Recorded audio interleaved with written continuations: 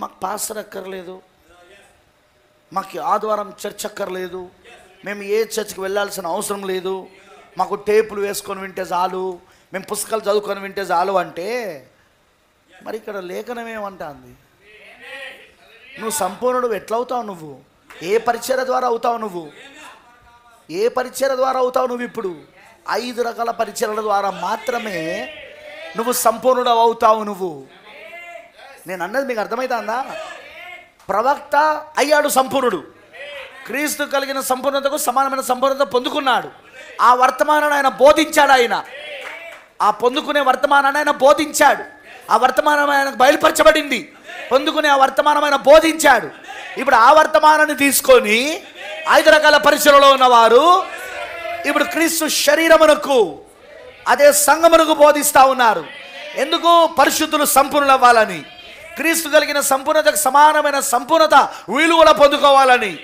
ప్రథమ ఫలముగా ఉన్న ప్రవక్త వలె, హల్లెలూయా, మొదటిగా అల్లాడించబడిన ప్రవక్త వలె వీళ్ళు కూడా అవ్వాలని 5 రకాల పరిచర్యలో ఉన్నవారు ఇప్పుడు తీసుకొస్తా ఉన్నారు ఈ వర్తమానాలు.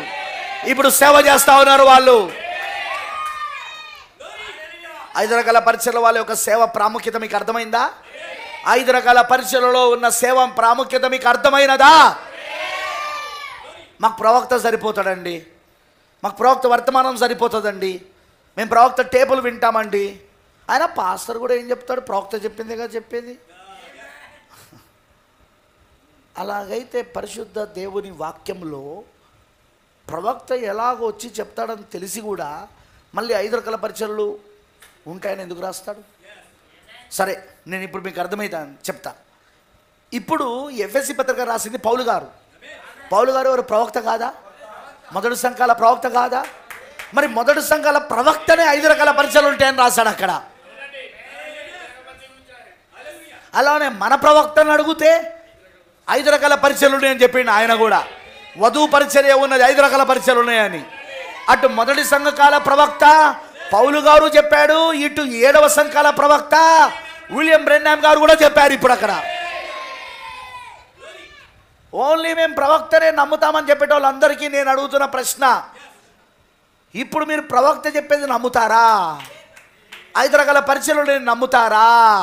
పాస్టర్ అవసరమని మీరు నమ్ముతారా? ఉపదేశకుడు అవసరమని మీరు నమ్ముతారా? సువార్థికుడు అవసరమని మీరు నమ్ముతారా? అపోస్తలుడు మీకు అవసరమని మీరు నమ్ముతారా?